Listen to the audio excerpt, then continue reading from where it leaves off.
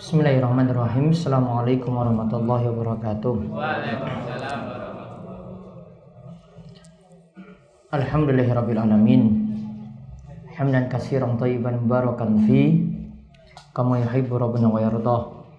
Wa asyhadu an la ilaha illallah wahdahu la syarikalah wa asyhadu anna Muhammadan abduhu wa rasuluh. Allahumma shalli ala nabiyyina Muhammad wa ala alihi wa man tabi'ahum bi ihsanin ila yaumiddin. Allahumma inna nas'aluka ilman nafi'a wa rizqan thayyiba wa amalan mutaqabbala.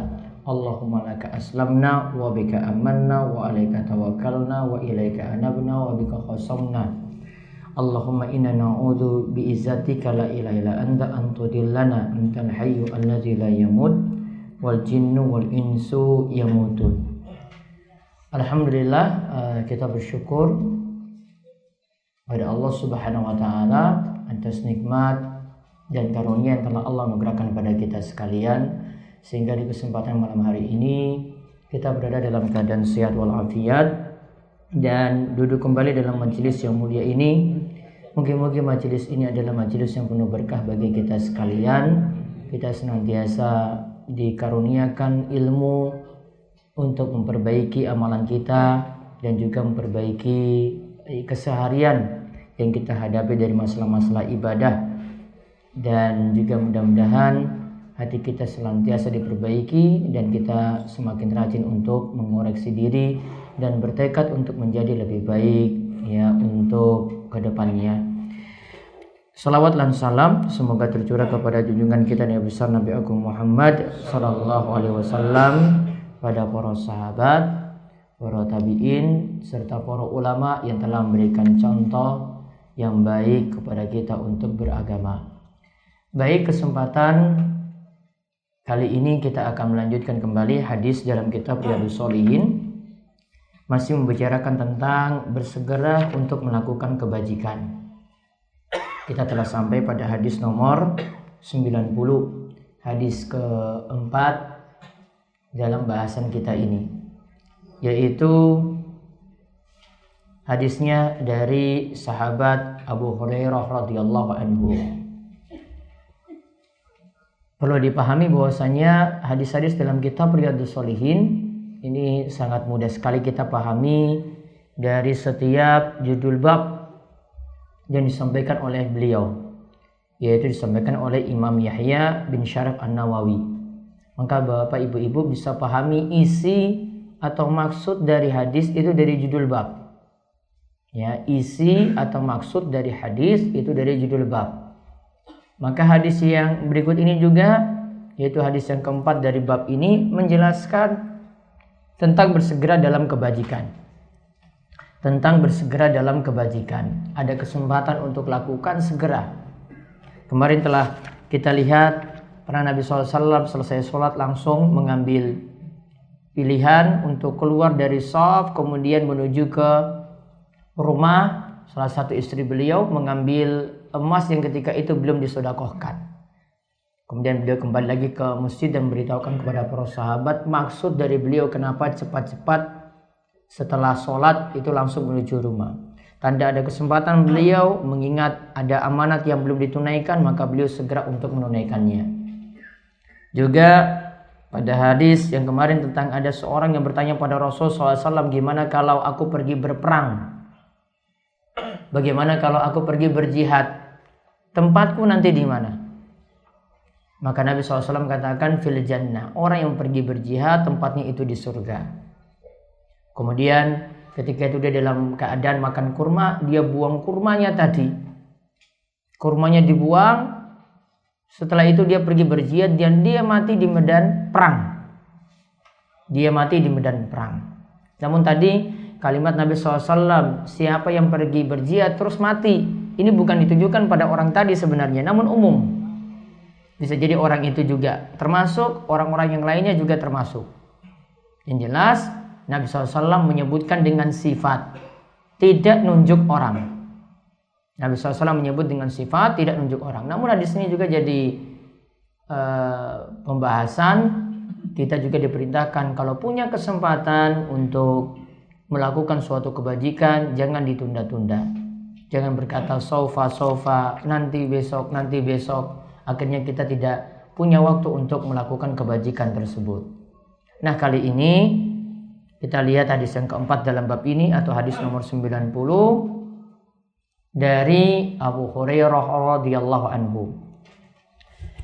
Saya bacakan hadisnya terlebih dahulu. Ja'a rajulun ila Nabi sallallahu alaihi wasallam faqala, "Ya Rasulullah, ayyus shadaqati a'zam?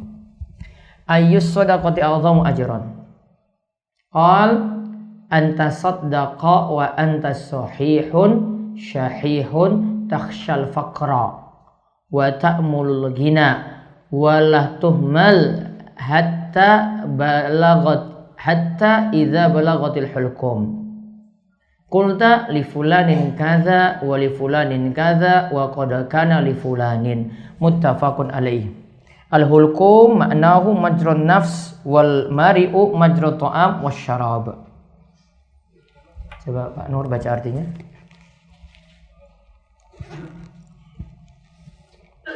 Abu Hurairah radhiyallahu anhu berkata, ada seorang lelaki datang kepada Nabi Shallallahu Alaihi Wasallam lalu bertanya, "Wahai Rasulullah, sedekah apakah yang paling besar pahalanya?"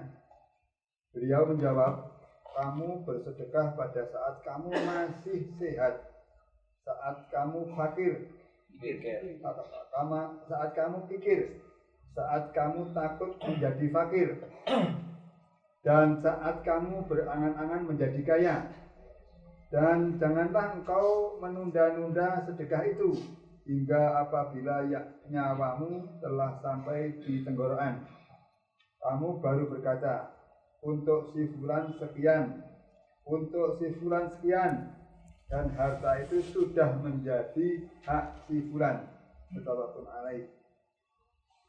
Taib, lihat hadisnya. Rasulullah SAW ketika itu kedatangan seorang, dia menghadap Nabi SAW, dia mengatakan, "Wahai Rasulullah, ayyus shadaqati a'zamu ajran?" Sedekah yang bagaimana yang pahalanya itu paling besar? Sedekah yang bagaimana yang pahalanya itu paling besar? A'zam besar, paling besar, ajron pahala.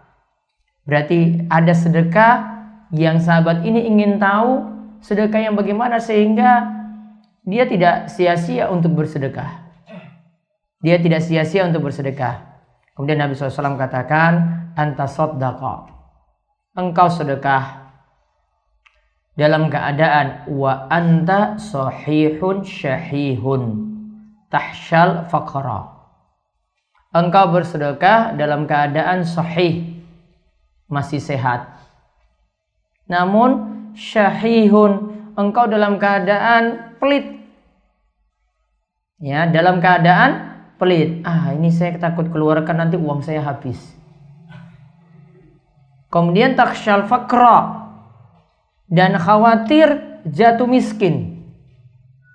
Takshal faqra, khawatir jatuh miskin. Wa ta'mul ghina, dan ketika itu dalam keadaan berandai-andai ingin kaya. Saya simpan-simpan harta biar nanti cepat jadi sugih. Maka dia jaga harta tadi baik-baik, pokoknya jangan dikeluarkan. 1 rupiah pun gak mau. Ta'mul ghina, karena dia pengen sugih, pengen kaya.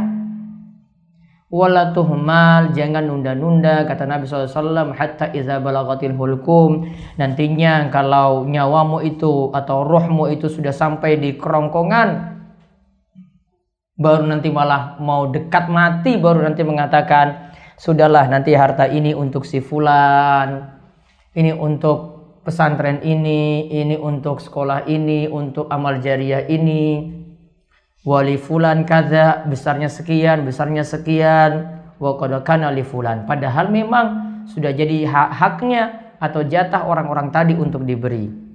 Muttafaqun alaih. Hadis ini diriwayatkan oleh Imam Bukhari dan Muslim. Hulqum itu majrun nafs, yaitu aliran nyawa. Ya, majrun nafs, aliran udara, yaitu kerongkongan atau tenggorokan, yaitu nyawa itu keluar. Wal mari'u majrat ta'am wasyarab, yang tadi disebutkan dalam hadis, yaitu yang dimaksudkan adalah tempat saluran makanan atau minuman. Nah, di sini ada beberapa istilah. Sahih itu sehat, syahihun itu pelit. Jadi dia keluarkan hartanya tadi dalam keadaan apa? Sehat, dan ketika itu dia memang pingin jaga-jaga hartanya, nggak mau dikeluarkan. Bakhil, pelit. Taksyal faqra, taksya, khawatir. Takhaf, dia takut jatuh miskin. Wa ta'mulul ghina, ta'mul yaitu berandai-andai, yaitu dia tamak. Dia ingin sekali jadi kaya, maka dia ingin tahan-tahan hartanya, nggak mau keluarkan. Memang dasar orang pelit memang seperti itu, dia ingin tahan-tahan, nggak mau keluarkan. Perhitungannya banyak. Lalu Nabi SAW katakan jangan tunda-tunda. Nah, kalimat yang kita ingin garis bawahi itu di sini, jangan tunda-tunda. Nanti malah telat kamu itu keluarkan sedekah tadi, ya malah nyawa ketika itu telah diambil. Tidak ada lagi kesempatan untuk sedekah, tidak lagi ada kesempatan untuk bersedekah. Keluarkan harta dalam jalan kebaikan. Nah, kita lihat di sini beberapa faedah dari hadis ini. Yang pertama, hadis ini menunjukkan sedekah yang paling bagus itu sedekah ketika sehat daripada ketika sakit. Karena biasa keadaan kita kalau dalam keadaan sakit baru mau sedekah. Namun kalau sehat dia mikir-mikir, nanti saya pakai ini untuk beli HP, saya pakai ini untuk beli ini lagi, pakai ini beli ini terus. Pengandaiannya itu banyak sekali ketika dia berada dalam keadaan sehat. Makanya Nabi SAW ini katakan dalam hadis ini, sedekah ketika sehat itu lebih afdol daripada sedekah ketika sakit. Walaupun boleh ketika sakit, namun biasanya kita pas lagi susah baru pingin sedekah. Kita baru susah baru ingat, ini orang miskin ini doanya mustajab. Kalau saya itu sedekah ketika sakit ini penyakit saya bisa sembuh.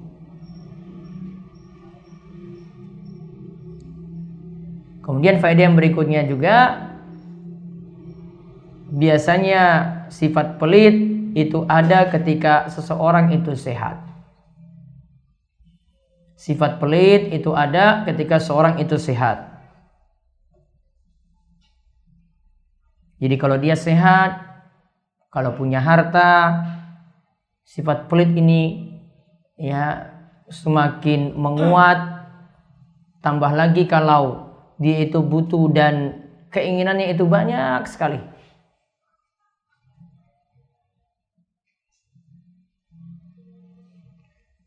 Kemudian faedah yang lainnya lagi, di antara yang menunjukkan sifat pelit yaitu nahan-nahan harta dengan tujuan supaya cepat kaya, namun melupakan kewajiban sedekah.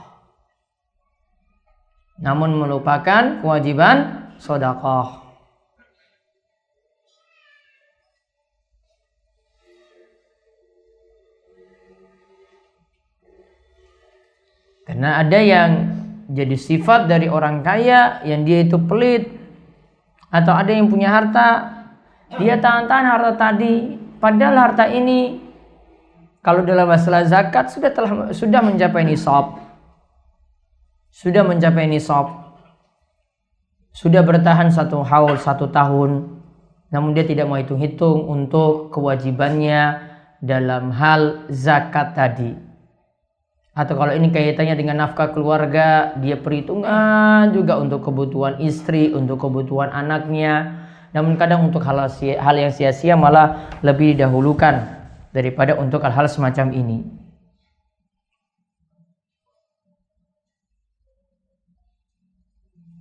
Kemudian hadis ini juga menunjukkan faedah atau keutamaan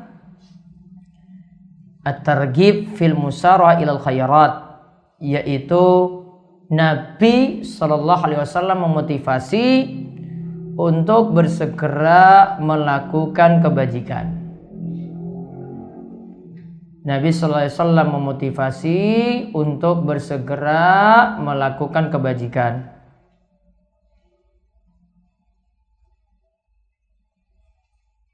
Dan jangan menunggu sampai dekat sakaratul maut. Dan jangan menunggu sampai dekat sakaratul maut.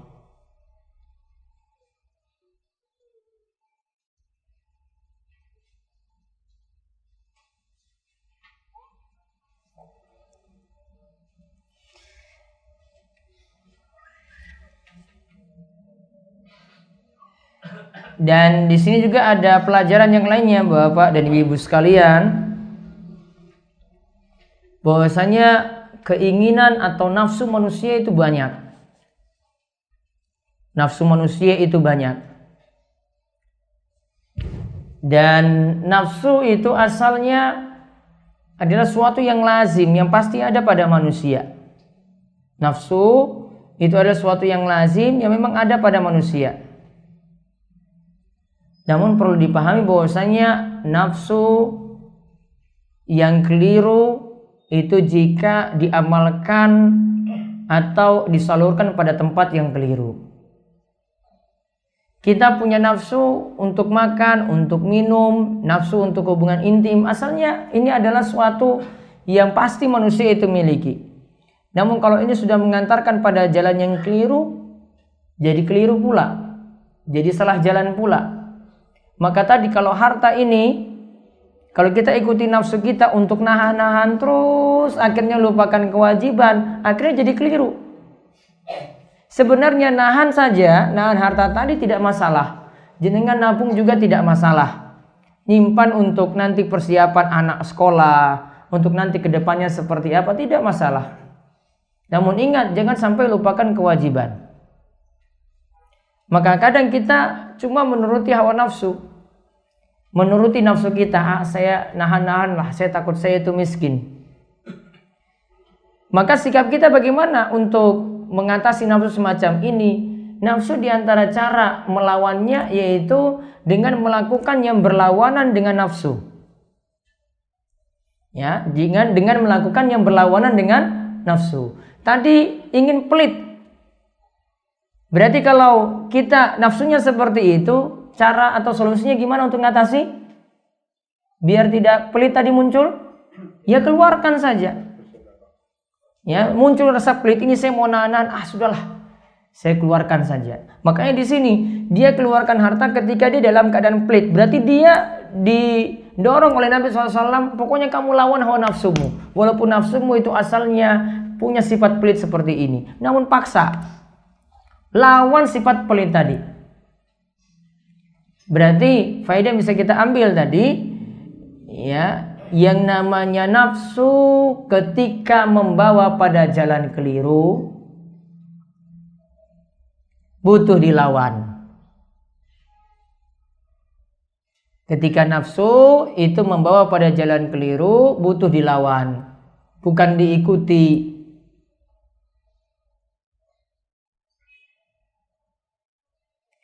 Ya, bukan diikuti.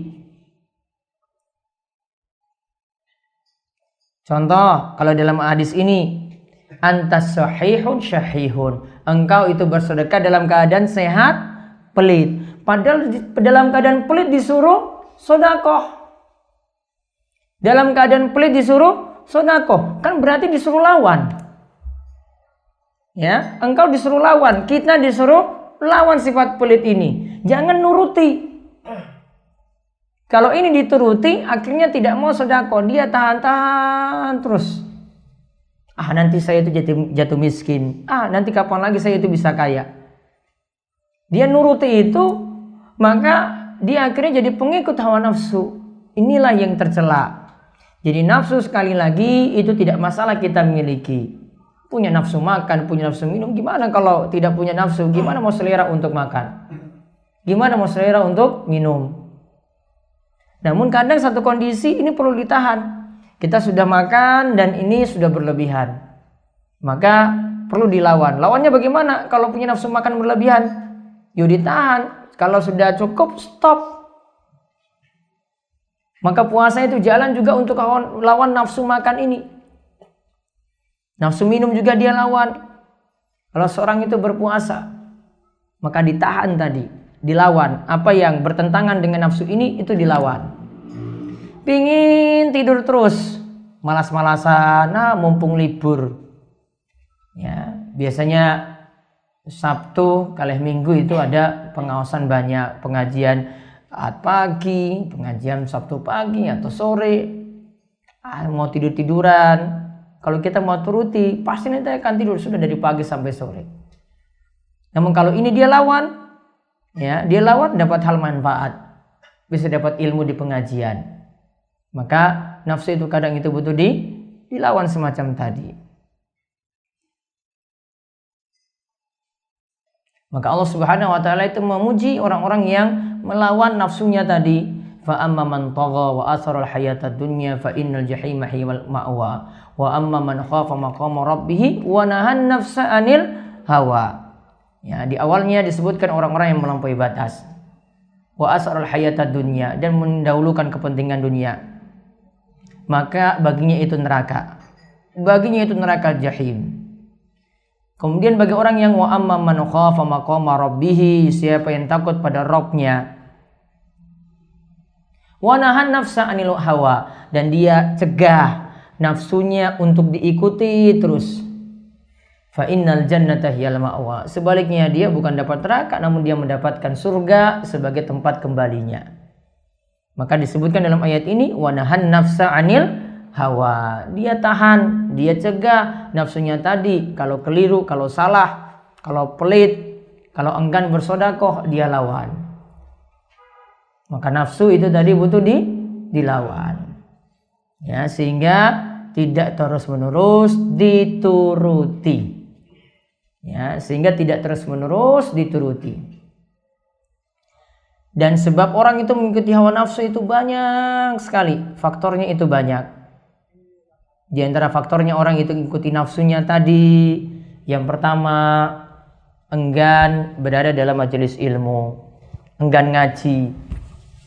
Orang-orang yang ngaji itu yang sudah dilatih dan dia sudah mengetahui manfaat bagaimanakah melawan hawa nafsu. Yang kedua, sebab orang itu mengikuti nafsunya tadi, nafsu yang keliru, dikarenakan teman, yaitu tempat bergaul. Dengan bergaul dengan orang-orang yang jelek, bergaul dengan pelaku maksiat, bergaul dengan orang-orang yang punya pemahaman sesat, bergaul dengan orang-orang yang akidahnya itu menyimpang. Dikarenakan dengan teman, dia juga turutin hawa nafsunya. Yang ketiga sebabnya juga karena tidak merasa waktu itu penting. Tidak merasa waktu itu penting. Kalau orang itu tahu waktu itu begitu berharga, kesempatan yang ada yang Allah berikan itu butuh dia itu manfaatkan, pasti dia akan manfaatkan. Tidak lanjutkan tidur terus, tidak juga ada makanan selalu dia itu habiskan. Karena orang itu banyak makan, nanti akhirnya aktivitas yang lainnya itu jadi terbengkalai. Dikarenakan banyak makan itu membuat orang itu akan lebih sering untuk istirahat. Dan ada beberapa faktor yang lainnya yang membuat orang itu mengikuti hawa nafsu. Kemudian kalau kita lihat di sini, bukan berarti kalau lihat dalam hadis ini kita tidak boleh jadi kaya. Boleh saya jadi kaya. Ya, boleh berangan-angan untuk kaya, itu tidak masalah.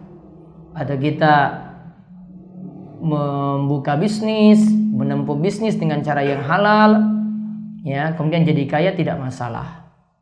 Namun yang masalah tadi kalau kita itu melupakan kewajiban-kewajiban. Jadi kaya, hartanya tidak tahu kewajibannya seperti apa.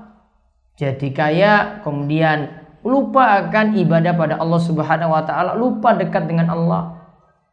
Itu yang jadi masalah. Dan kebanyakan kalau orang itu kaya, akhirnya dunia itu jadi terlupakan. Maaf, akhirat itu jadi terlupakan. Dia cuma sibuk dengan dunia saja. Akhirat jadi terlupakan, akhirnya jadi sibuk dengan dunia. Kaya tidak tercela. Ya. Kaya tidak tercela. Nabi SAW itu katakan, kaya itu tidak masalah, kaya tidaklah masalah, yang penting kalian itu bertakwa. Kaya tidaklah masalah, yang penting kalian itu bertakwa. Sedangkan miskin juga tidak selamanya tercela. Ya, dari sisi miskinnya, seorang dalam keadaan miskin itu bukan berarti jadi orang yang hina. Namun ingat bahwasanya kemiskinan ini sebenarnya sudah menjadi solusi juga dalam agama kita, sudah ada jalan keluar. Yang dimana agama kita ini telah mengatur beberapa syariat untuk memberantas kemiskinan. Ya, dalam syariat agama kita itu sudah diatur bagaimanakah mengatasi kemiskinan. Saya sebutkan di sini ada beberapa bentuk atau hal-hal atau langkah-langkah yang menunjukkan bahwasannya Islam juga berperan dalam memberantas kemiskinan. Islam itu juga berperan dalam memberantas kemiskinan. Yang pertama, Islam itu mengajarkan akidah bahwasanya Allah itu pemberi rizki. Bahwasanya Allah itu pemberi rizki.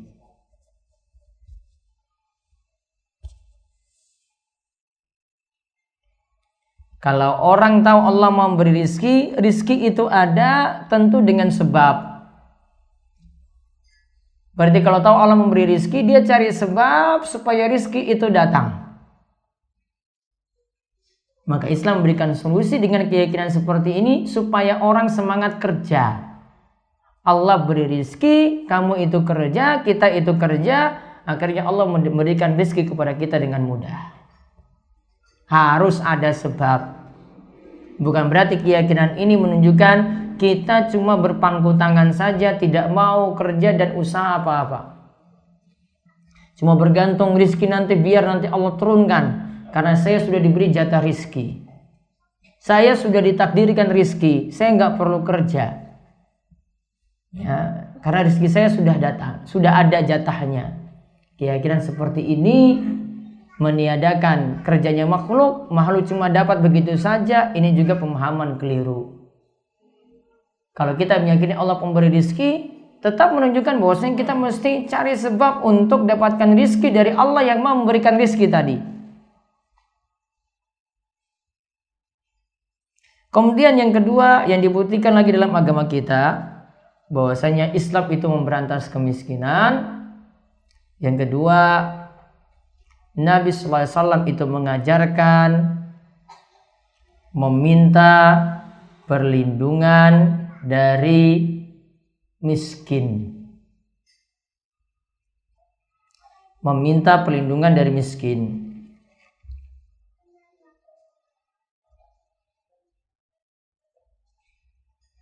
Seperti misalnya dalam doa Nabi SAW, Allahumma inni a'udzu bika minal kufri wal faqri wa adzabil qabri. 3 hal yang diminta. Allahumma inni a'udzu bika minal kufri wal faqri wa adzabil qabri. Mau dicatat? Saya tuntun biar nggak jatuh miskin. Pelan-pelan aja. Iya, pelan-pelan. Ya. Allahumma inni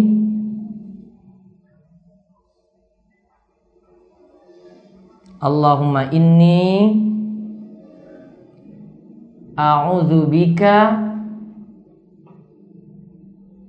minal kufri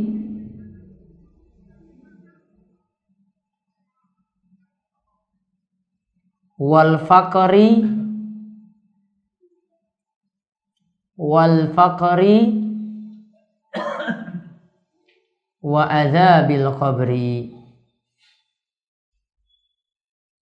wa adzabil qabri. Allahumma inni a'udzubika minal kufri wal faqri wa adzabil qabri. Coba dibaca serengan. Allahumma inni a'udzubika minal kufri wal faqri wa adzabil qabri. Artinya ditulis, ya Allah, aku meminta perlindungan padamu dari kekafiran, kemiskinan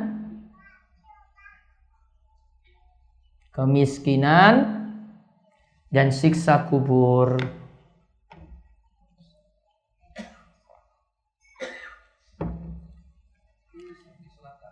Ini dibaca oleh Nabi sallallahu alaihi wasallam di dubur salat.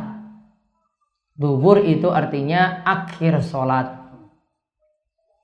Akhir salat ini ada dua tafsiran di antara para ulama. Dubur salat bisa maknanya di akhir salat sebelum salam. Saat tahiyat. Tahiyat akhir. Itu namanya dubur salat. Karena dubur itu artinya ujungnya sesuatu, bagian dari sesuatu. Ada ulama yang katakan dubur sholat itu maksudnya ba'da sholat, setelah salam. Dubur sholat, ba'da sholat, setelah salam. Berarti jenengan bisa baca, kita bisa baca di akhir sholat sebelum salam atau ba'da sholat. Yang penting setelah baca zikir. Zikir-zikir pada sholat. Lalu baca doa ini. Allahumma inni a'udzubika minal kufri wal faqri wa adzabil qabri. Berapa hal yang diminta? 3. Kekafiran, kemiskinan, dan siksa kubur. Dibaca kapan tadi?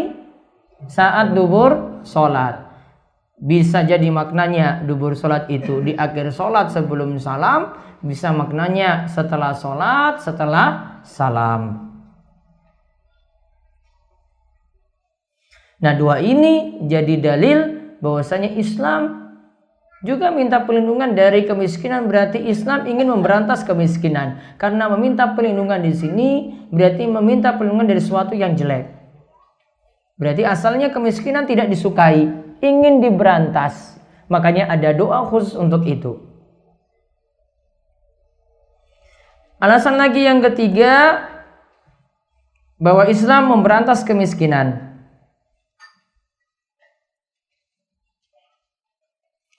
Yaitu Islam mendorong umatnya untuk bekerja, mencari rizki.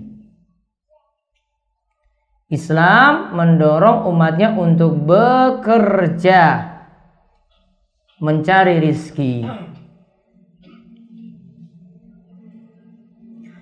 Makanya ada yang pernah bertanya pada Nabi Shallallahu Alaihi Wasallam, ayul kasbi atyab. Wahai Rasulullah, pekerjaan apa yang paling baik? Ditanya kerja yang paling baik karena sahabat ingin kerja. Kemudian Nabi SAW menjawab, amalur rajuli biyadi wa kullu bai'in mabrur.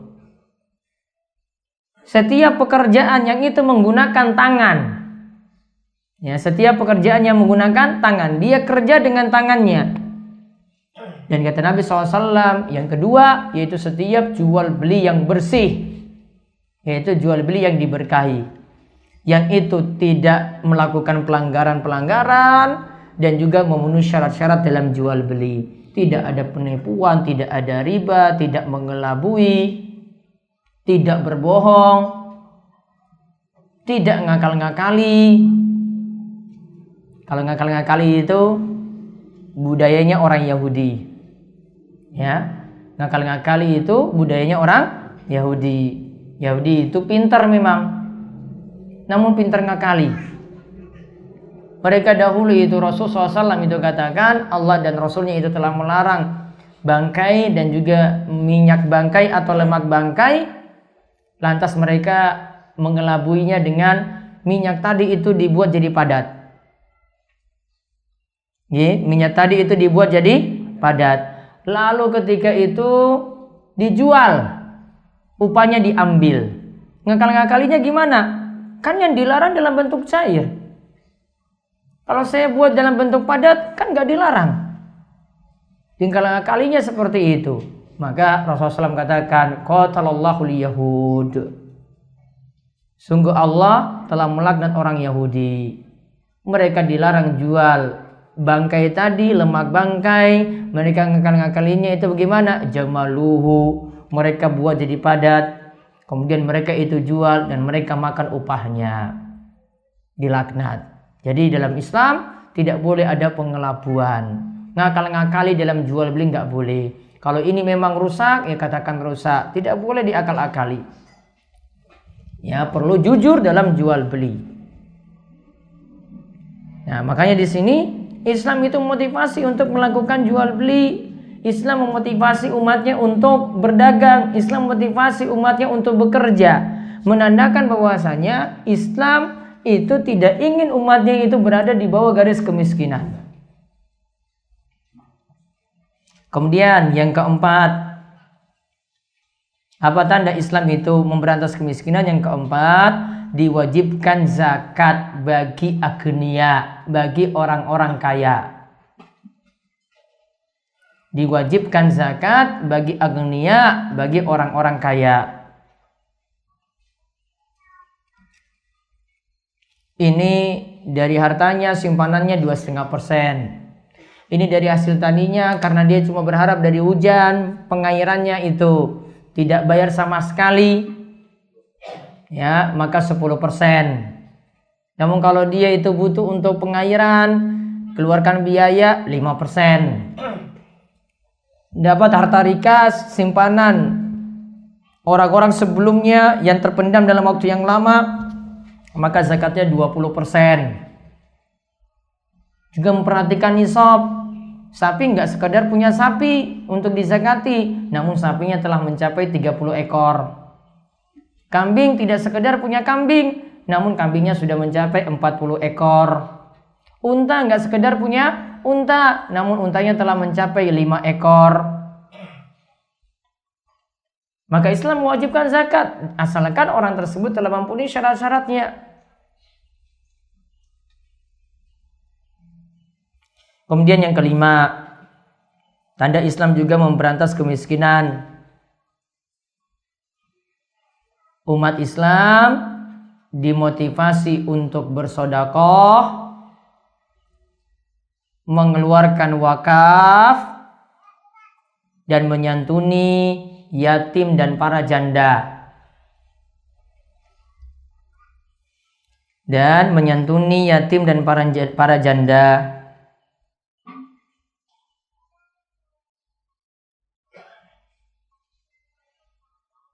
Jadi Islam motivasi untuk sedekah. Allah katakan, "Wa ma anfaqtum min syai'in fa huwa yukhlifuh wa huwa khairur raziqin." Dalam surat Saba ayat 39. Apa saja yang kalian itu infakkan, maka nanti Allah yang menggantinya. Allah lah sebaik-baik pemberi rizki. Disuruh sedekah, jangan khawatir nanti Allah yang ganti. Juga untuk wakaf. Wakaf maksudnya apa? Nahan pokoknya. Di atasnya silakan dimanfaatkan. Tanah tetap ditahan. Kalau sudah diwakafkan, di atasnya mau bangun bangunan silakan. Namun tanah ini nggak boleh dijual, nggak boleh diwariskan, nggak boleh dihibahkan. Yang penting bisa dimanfaatkan. Mau nanam nanti hasilnya untuk fakir miskin, itu namanya wakaf. Mau di atasnya dibangun masjid, berarti tanahnya jadi tanah wakaf. Mau di atasnya dibangun hotel, kemudian hasil dari hotel ini penghasilannya untuk nyantuni anak yatim, ya, ini juga bentuknya jadinya tanah wakaf. Jadi wakaf yang dimaksudkan nahan pokok, atasnya dimanfaatkan. Jadi pokoknya masih ada. Pokoknya ini tidak boleh dijual, ya, tidak boleh diwariskan, nggak boleh anak-anaknya nuntut lagi. Wah, itu sudah diwakafkan, namun kami belum dapat jatah, kami mau jual tanah ini, nggak boleh. Kalau sudah orang tua wakafkan, maka sudah jadi tanah wakaf, tidak boleh diwariskan. tidak boleh diperjualbelikan, tidak boleh dihadiahkan. Juga di sini menyantuni anak yatim. Kata Nabi SAW, aku dan penyantun anak yatim kahatain, bagaikan dua jari ini.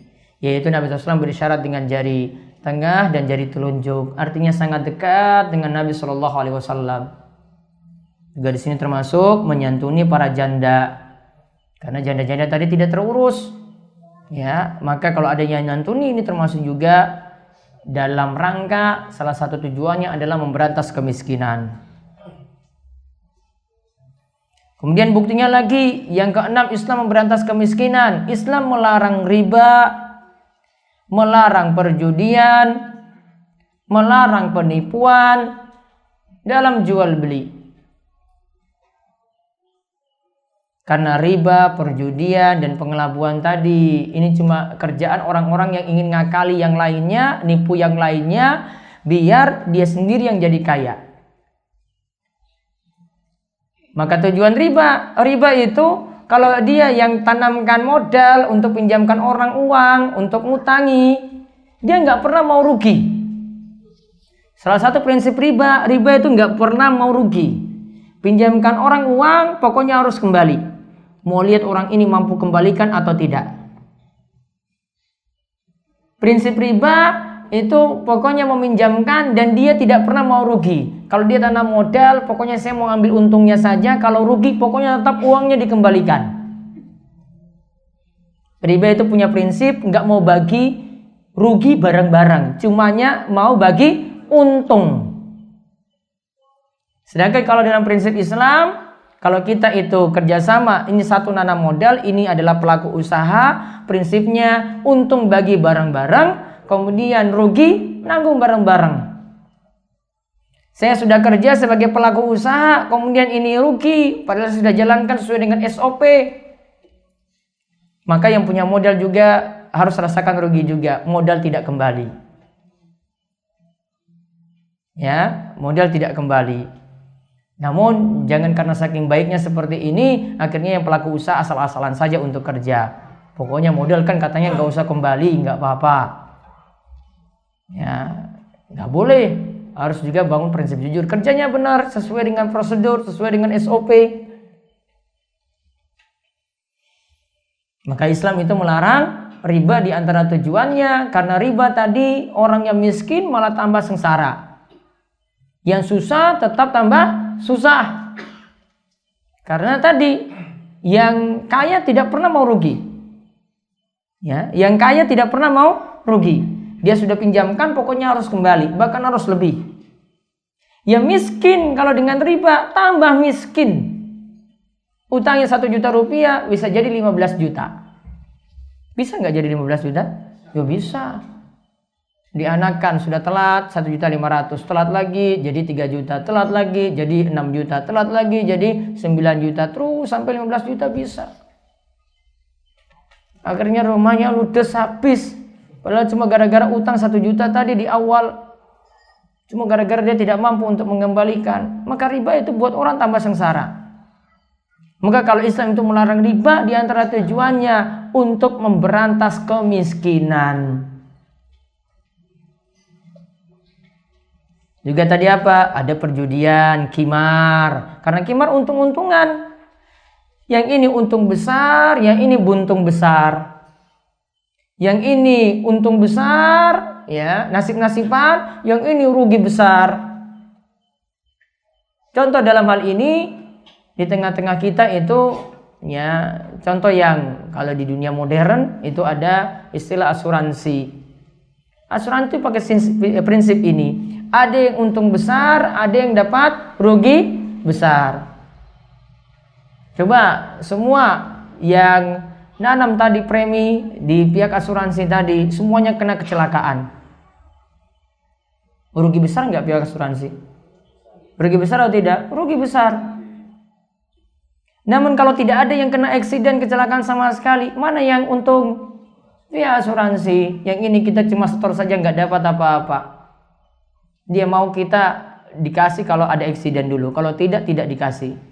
Untung-untungkan, nasib-nasiban. dan prinsipnya tidak mau tawakal penuh pada Allah. Ya, tidak mau tawakal penuh pada Allah. Dan prinsip seperti ini kalah dengan, kalau saya katakan kalah dengan Abdul Muthalib. Abdul Muthalib itu ketika dulu Raja Abraha ingin menyerang Ka'bah, ya, ingin menyerang Ka'bah karena ada masalah yang orang-orang waktu itu salah satu dari Bani Kinanah itu pergi ke Yaman untuk ganggu rumah ibadah Raja Abraha. Raja Abraha kemudian marah. Kemudian setelah itu Raja Abraha kirim 60.000 pasukan. Kemudian di tengah perjalanan semua orang tidak pernah melawan serangan dari Abraha tadi. Harta-harta mereka dirampas, termasuk juga 200 unta dari Abdul Muthalib. Abdul Muthalib kemudian ketemu Raja Abraha. Abdul Muthalib bilang, 200 unta saya tolong dikembalikan. Kemudian Raja Abraha bilang, wah, saya ingin hancurkan Ka'bah, kok kamu masih ngurus untamu? Saya sebentar lagi mau hancurkan Ka'bah, kamu kok masih tanya-tanya untamu? Kenapa kamu gak ngurus Ka'bah? Padahal itu rumah Allah. Abdul Muthalib jawab, kalau unta tadi itu milikku, sedangkan Ka'bah itu adalah rumah Allah. Kamu akan berurusan dengan Allah langsung. Ya, dia pasrahkan saja. Sudahlah, itu untuk Allah saja. Allah yang nanti bereskan Ka'bah tadi. Ya, kemudian ketika itu ya dilanjutkan perjalanan sampai kepada mau dekat dengan kota Mekah. Di antara gajah yang dibawa Raja Abraha ngambek, nggak mau jalan. Kalau jalannya menuju Mekah, mereka nggak mau. Kalau jalannya itu pulang, baru mereka mau. Ya, salah satunya itu ada gajah yang bernama Mahmud. Ya, gajahnya bernama Mahmud. Mahmud disuruh menghadap ke Mekah, nggak mau. Dia diam gitu. Namun kalau putar ke arah selain Ka'bah, dia baru mau jalan. Itu Allah kehendaki seperti itu. Sampai Mahmud nggak mau jalan. Ya, Mahmud nggak mau jalan. Tiba-tiba langsung datang setelah itu burung ababil. Tarmihim bihijaratim min sijil faja'alahum ka'asfim ma'kul. Mereka bawa batu-batu yang panas, kemudian dijatuhkanlah ke atas pasukan Abraha sampai mereka itu hancur lebur bagaikan daun-daun yang dilumat. Ya, bagaikan daun-daun yang dilumat. Gagallah penyerangan dari Raja Abraha. Pelajarannya tadi lihat Abdul Muthalib. Sudah kamu nyerang Ka'bah, kamu berani apa? Itu yang jaga itu Allah. Sekarang unta itu milik saya. Abdul Muthalib saja ngajarkan, sudah pasrahkan semua pada Allah. Padahal dia itu orang musyrik. Ya, dia masih menyembah berhala. Abdul Muthalib itu orang musyrik, namun tawakalnya penuh pada Allah. Sudah yang jaga nanti Allah. Kamu itu urusannya dengan Allah nanti. Sedangkan kalau unta tadi itu milik saya. Kalau ini maka kamu harus kembalikan. Namun kalau untuk rumah Allah, Allah yang pasti jaga. Kalau kita tadi untuk zaman ini rumah suruh anjing yang jaga. Iya tak? Rumah suruh anjing yang jaga, pasrahkan pada anjing. Padahal kalau orang muslim pelihara anjing 1 hari pahalanya berkurang 2 kirot. 1 hari pahalanya berkurang 2 kirot. Satu riwayat katakan 1 kirot. Ya, saya pengen kerasin aja, sudahlah 2 kirot aja pakai riwayatnya. 1 hari berkurang 2 kirot. Taruhlah ukurannya sedikit 1 kirot itu. Berarti kalau tiap hari dia pelihara terus, lama-lama pahalanya habis. Kita juga untuk urusan nyawa, untuk urusan kendaraan kita, kecelakaan, nasib anak kita ke depannya gimana? Serahkan pada pihak lembaga semacam tadi. Ya, dia untung besar, kita buntung besar. Kita nggak pernah dapat eksiden juga tetap bayar. Ternyata untuk ngurus-ngurus kayak gitu juga prosedurnya juga panjang. Ya, orang yang pakai asuransi atau enggak, kalau dia mau ngurus sesuatu kendaraannya rusak, lebih cepat kalau nggak pakai asuransi. Kalau pakai asuransi, wah, ngurus sana sini buntutnya banyak sekali. Itu juga belum tentu dapat. Diputar-putar dulu. Untuk narik klaimnya itu susah. Ya, maka belajar dari Abdul Muthalib. Semuanya itu diserahkan pada Allah. Tawakalnya itu pada Allah Subhanahu wa taala. Itu sudah berapa? 6. Sampai terakhir Islam melarang penipuan. Kemudian Yang ketujuh, Islam memerintahkan membantu orang-orang yang susah dan lemah. Islam itu memerintahkan membantu orang-orang yang susah dan orang-orang yang lemah.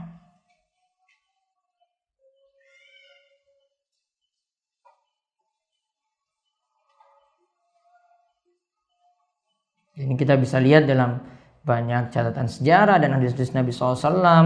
Beliau perintahkan untuk membantu orang-orang yang lemah dan orang yang susah. Jadi 7 alasan tadi ini yang jadi alasan Islam dari syariatnya yang ada punya tujuan juga untuk memberantas kemiskinan.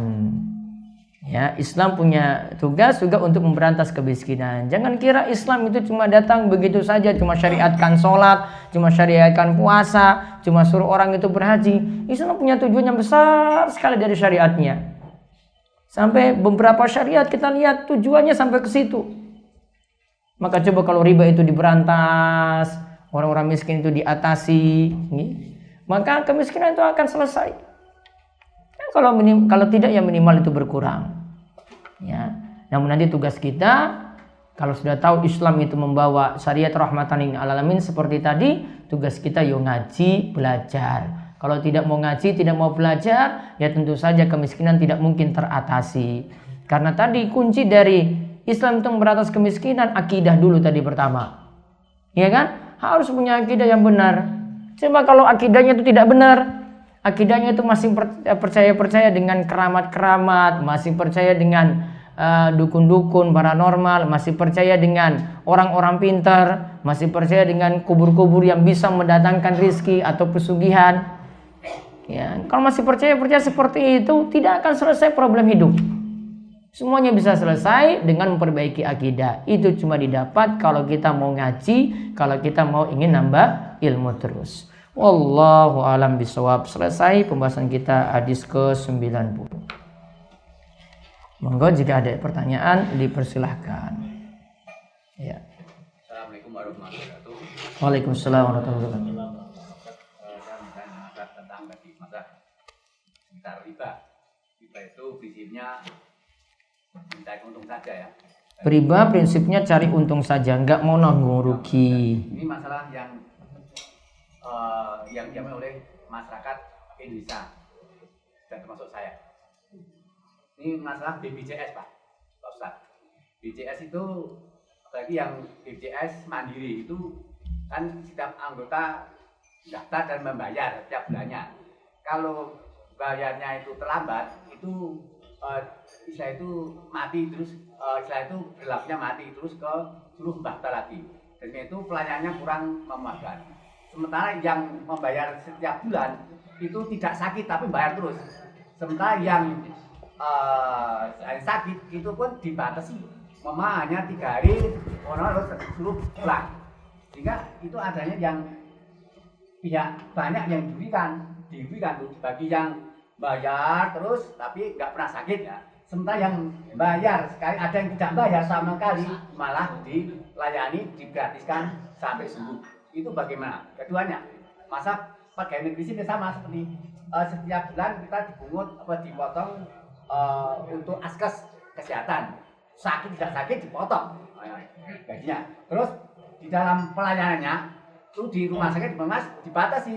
Ini obat ini misalnya kita mengambil obat, ada obat yang harusnya untuk penyakitnya bilang ini obat ini tidak termasuk askes, harus bayar lagi, bayar sendiri. Itu bagaimana? Itu termasuk riba atau enggak Pak? Pak BPJS mau askes itu.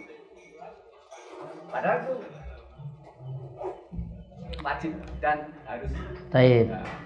Pembahasannya panjang untuk BPJS dan yang semisal itu.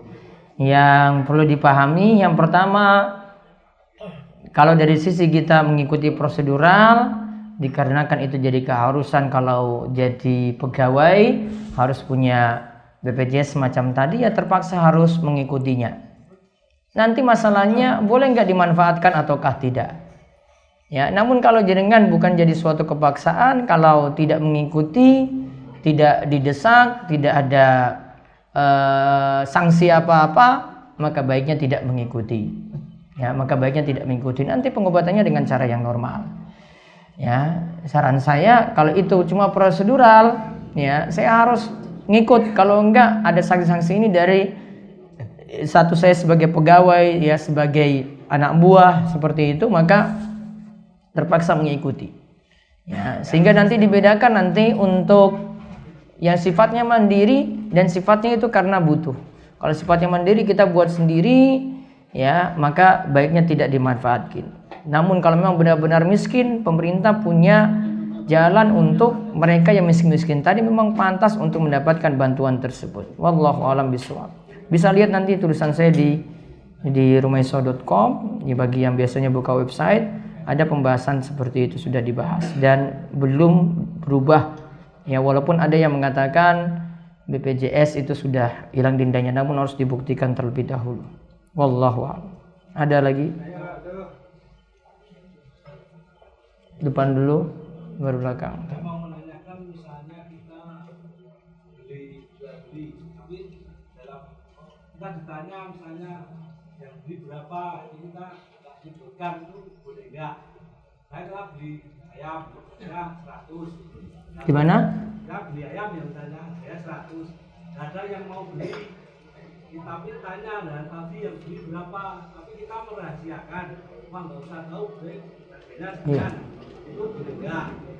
Ya, penjual boleh ketika pembeli itu tanya, ini tadi yang pertama itu mau beli berapa? Kalau nggak mau kasih tahu ya nggak usah beritahu. Boleh. Ya, boleh. Bilang aja, pokoknya dia tadi tawar, saya belum dapat untung. Gitu aja, nggak usah kasih tahu harga asli. Jadi kan kasih tahu asli biasanya nggak kali nanti. Ya, padahal harga aslinya 100.000, jadi kan bilang, wah ini belum. Nah, sudah diamkan aja. Kan bukan urusan dia tahu harga kita berapa, tahu modal kita itu berapa. Yang kedua masalah, misalnya kita bagi hasil ya, kita dikasih modal 5 juta. Bagi hasil kita dikasih modal 5 juta. Terus bulannya itu, ya itu dikasih 100. setiap bulannya 100.000 mamanya. dikasih 100.000. Usaha sudah jalan belum? Ya sudah itu saya mau dia Sudah dapat untung apa belum? Sudah. Mau ikhlas itu 100.000. Tapi pengembaliannya nanti tetap untuk 5 juta. Katanya tadi modalin. Dia modalin. Modalin atau minjamin? Nanti kalau misalnya suatu ketika dikembalikan, belinya itu. Ya dikembalikan modal, namun Modalnya diambil lagi itu. iya, namun ketika usaha sudah selesai. Kalau Ya. sudah tutup harus dialu mamanya. Diambil, baru nanti bagi hasil. Ini sekian, intinya ini sekian. Jangka waktu nggak boleh. Nah itu namanya minjamin. Ya, ini nanti ini terus kembalikan gimana? Oh belum tentu ini dikembalikan karena nanti lihat nih untung profitnya ada atau tidak. Ya, ini ada pembahasan sendiri. Intinya prinsipnya tadi kalau yang benar untung bagi bareng-bareng, rugi bagi bareng-bareng. Bukan cari untung saja. Kalau cari untung saja itu namanya riba. Namun kalau prinsipnya meminjamkan, pinjamkan 5 juta, kembalikan lagi 5 juta. Berarti jenengan nggak dapat untung. Kalau dapat untung namanya investasi. Ya, namun kalau meminjamkan risikonya 5 juta, kembalikan 5 juta, kita tidak dapat untung apa-apa. Gitu. Monggo Pak. Nggih, monggo.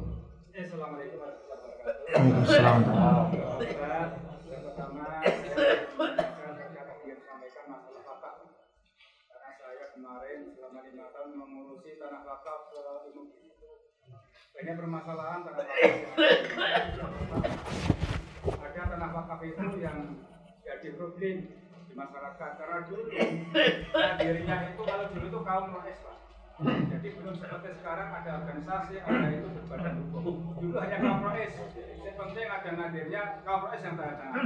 Nah, setelah zaman maju sampai saat ini, anak-anak ada yang tidak setuju. Nah, kan jadi permasalahan. Nah, bagaimana kalau itu tanah wakaf yang jadi permasalahan itu diulangi lagi?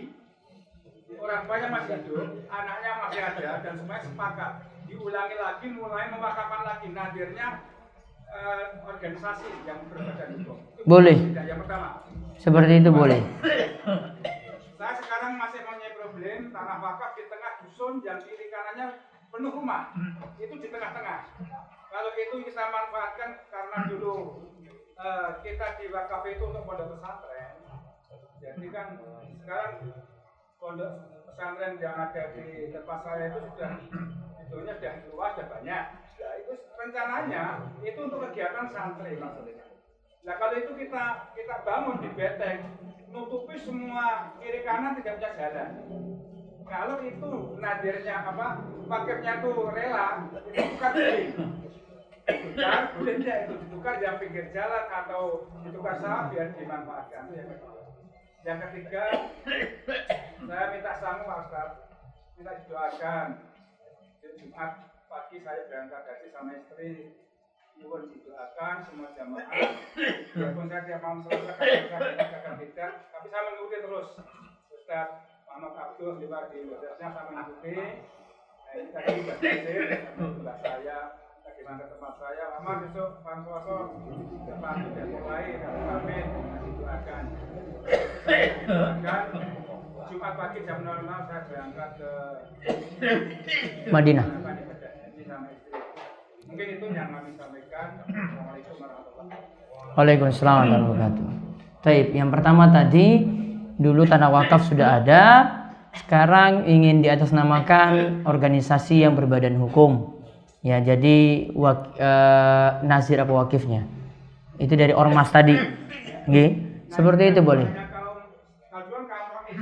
Iya. Tidak masalah. Nanti diulangi lagi seperti itu.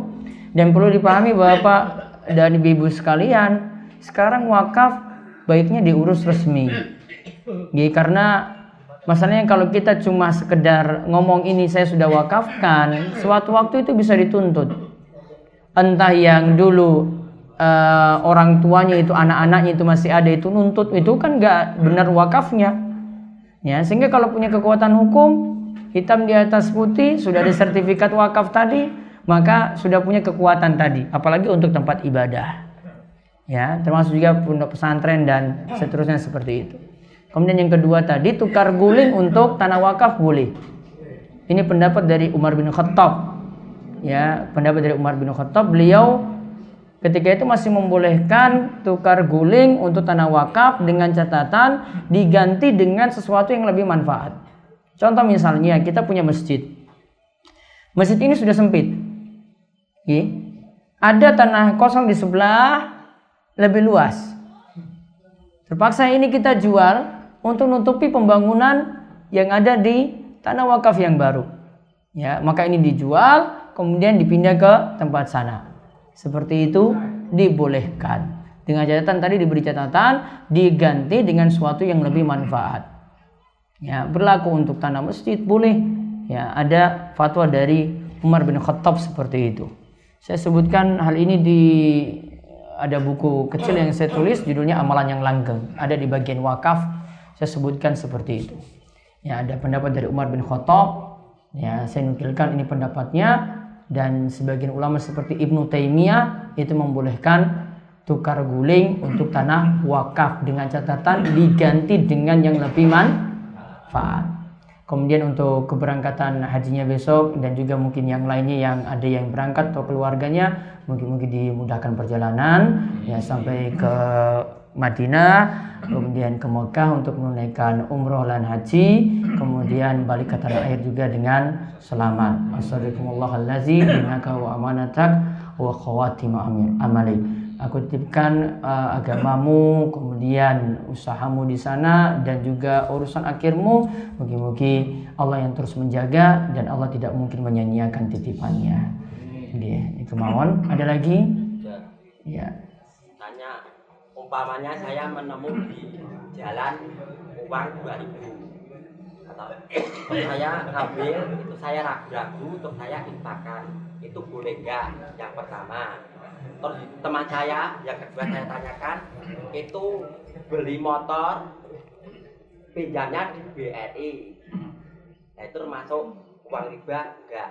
Baik, yang pertama dapat uang 2000, kemudian masukkan dalam kotak infak. Saya ambil dilebokke kotak infak, dibolehkan ataukah tidak? Boleh. Ya, dan di sini tidak perlu nunggu sampai pemiliknya 2000 itu ngaku ini adalah barangnya. atau ini adalah uangnya. Karena 2000 itu dikenal dengan barang tafih. Tafih itu artinya tidak punya nilai. Tahu tidak punya nilai gimana? Coba jenengan ketinggalan 2000 di UGM misalnya. Sudah sampai di Imogiri. Pakai motor lagi. Pengen balik ambil 2000 tadi? Pengen balik? Mau balik ambil 2000? Parkirnya 2000. Bensinnya sini habis. Gak seimbang. 5.000 mau balik juga? Enggak. 10.000? Enggak juga. 50.000? Mikir-mikir. Ya kan? Mikir-mikir. 100.000 mungkin mau balik. Tidak dosa walaupun itu gak miliknya tapi gak dosa. Gak miliknya gak dosa. Niatkan saja, saya niatkan dengan niatkan atas nama orang yang punya ini. Kalau nggak tahu namanya sudah ini atas yang orang yang punya uang ini. Masukkan dalam kotak infak. Bismillah. Karena sudah jadi barang tafih. Ya. Bahkan kalau ini pun jenengan manfaatkan juga tidak masalah. Karena sudah jadi barang tafih. Tidak ada yang punya barang itu dan mau ngambil lagi. Berbeda dengan barang yang sifatnya itu mahal dan orang-orang tahu bahwasanya ini pasti nanti ada yang nyari. HP misalnya jatuh, nggak boleh bilang ini tafih, wah ini nggak mungkin lagi dia ambil lagi. Gitu. Wow, masalah ini. Ada nomor HP-nya dilacak, ada HP juga yang bisa lacak tempatnya di mana. Ya. Ada dompet misalnya jatuh, ya ada uang di dalamnya, ada surat-surat penting di dalamnya, ada SIM, ada ATM, ada macam-macam. Ya, maka ini suatu yang orang anggap berharga dan pasti dia akan cari. Maka ketika itu harus diumumkan. Oh ini ada yang punya dompet ini. Nggak usah sebutkan detailnya seperti apa. Ditemukan di musola Al-Amin. Ya, dipasang saya tulisan seperti itu. Nanti hubungi nomor ini. Sudah. Namun kalau barangnya tafih, tidak perlu ya dikhawatirkan. Kalau kita mau infakkan, masukkan dalam kotak infak. Tidak masalah. Terus yang kedua tadi? Yang kedua, teman saya itu beli motor, tapi pinjamnya di BRI, padahal di BRI termasuk riba toh. Nggih. Nah itu yang saya tanyakan. Ya, sudah ngerti berarti itu. Saya itu penasaran gitu, mungkin enggak itu. Sudah jenengan sudah jawab tadi. Ambil situ riba toh. Ya sudah berarti sudah ngerti. Wes paham toh? Sudah berarti. Sudah jawabannya. Ya jawabannya jenengan sudah ngerti. Nah, Baik. Nggih monggo Pak.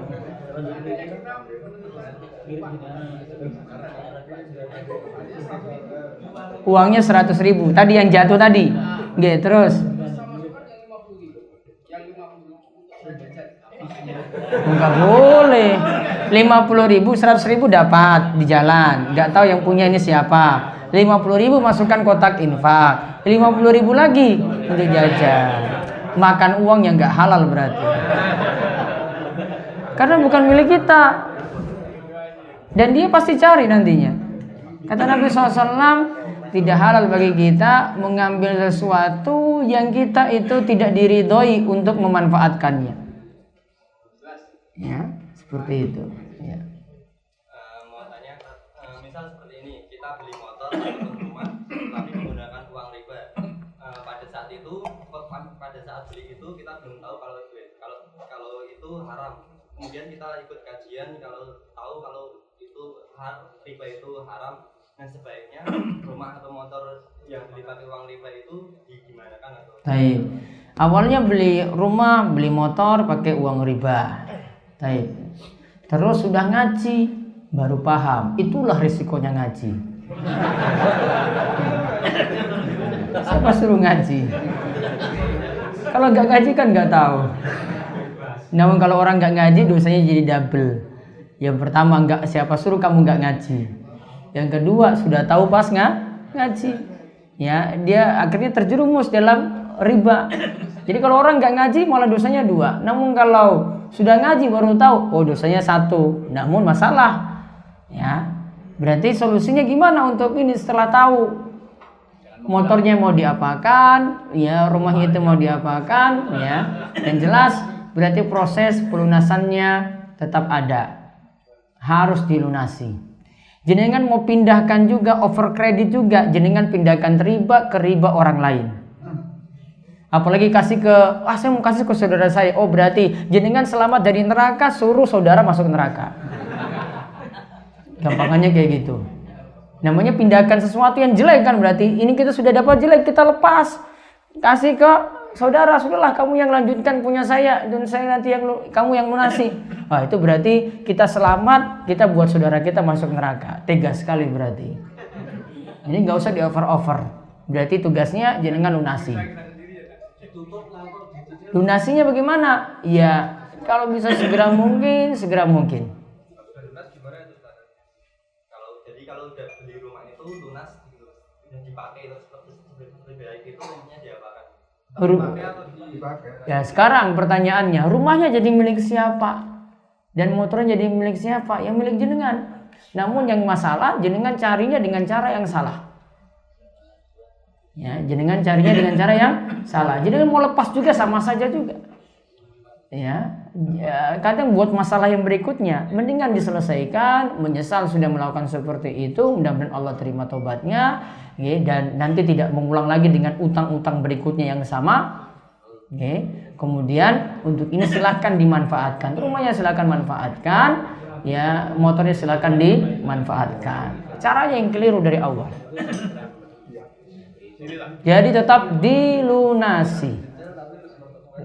Assalamualaikum warahmatullahi wabarakatuh. Waalaikumsalam. Yang saya tanyakan tentang asuransi.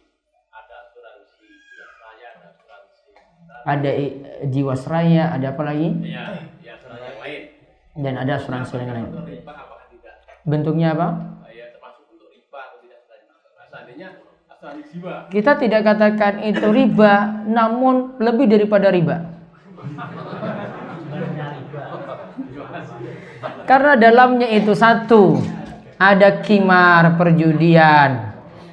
Karena untung-untungan, nggak semua dapat. Yang punya eksiden yang dapat. Sama seperti berarti kita pasang taruhan, kocok, oh ini yang dapat. Berarti nggak semua dapat. Itu namanya qimar. Satu. Yang kedua, goror. Goror itu apa? Ini untung besar, ini buntung besar. Itu namanya goror. 2, 3, riba. Itu sama seperti kita nanam uang 5 juta, suruh kembalikan. Kalau ada eksiden, kembalikan saya 10 juta. Berarti minta kembalikan lebih. Maka saya bilang asuransi lebih daripada riba. Lebih parah. Karena numpuk dia, masalah-masalah di situ numpuk. Ya, gorornya ada, kimarnya ada, ribanya ada, makan harta orang lain dengan cara yang batil. Mbahnya riba. Lebih banyak, lebih kompleks. Semua unsurnya ada masalah. Ada lagi? Ya. Waalaikumsalam warahmatullahi wabarakatuh. Dengan barang tadi yang ditemukan di jalan. Barang hidup, contohnya.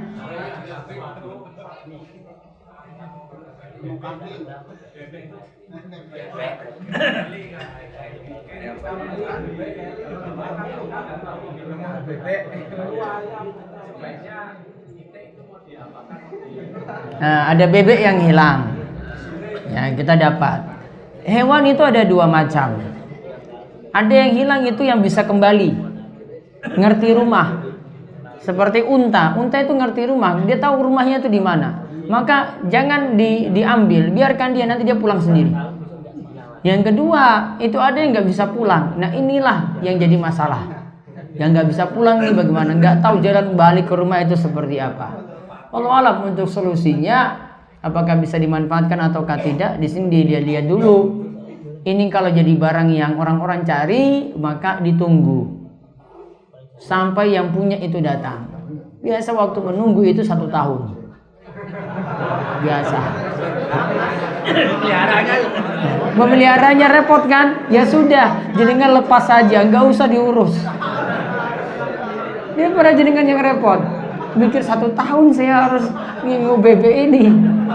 kasih pakannya khusus juga. Repot sekali, ruginya banyak. Ya sudah, lepas. Ya, lepas aja, ngapain? Lepas eman-eman. Orang lepas eman-eman. Kasihan. Kasihan. Kecuali kalau kasihan.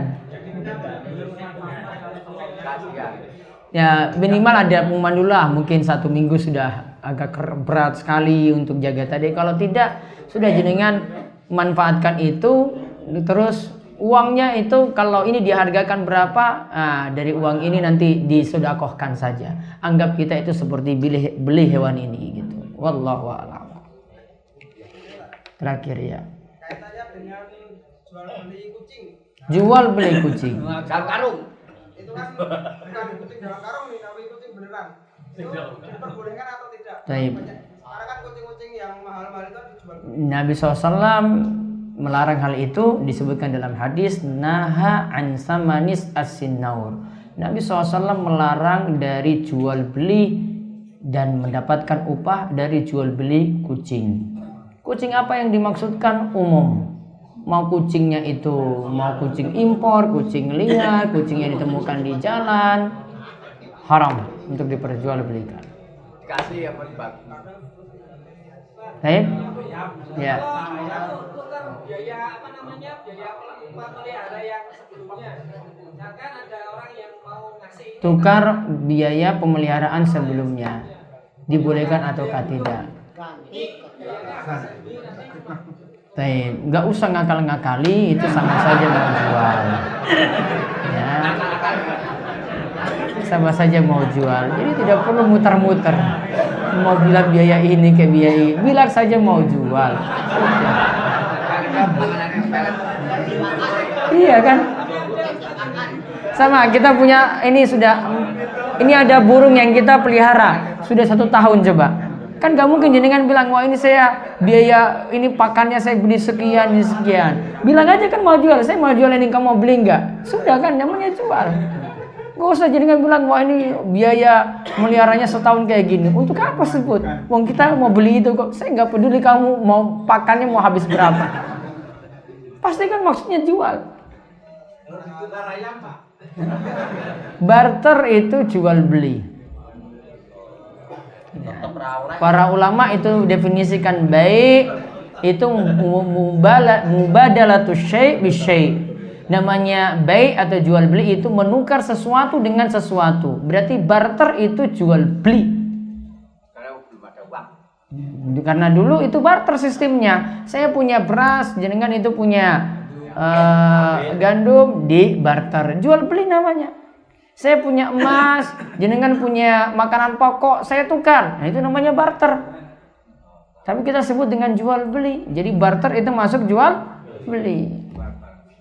Wallahu a'lam bishawab. Itu yang kita sampaikan. Mungkin manfaat dan kita bertemu lagi pada kesempatan pekan depan. Mungkin diberikan panjang umur dan dimudahkan untuk segala urusan dan juga termasuk urusan ibadah dan yang menjalankan ibadah haji dan juga ibadah-ibadah yang lainnya dimudahkan oleh Allah Subhanahu wa taala sampai selesainya nanti. Oke, kita tutup, kalian doa kepada majelis, semoga subhanallah wa bihamdika asyhadu an la ilaha illa anta astaghfiruka wa atubu ilaik. Assalamualaikum warahmatullahi wabarakatuh.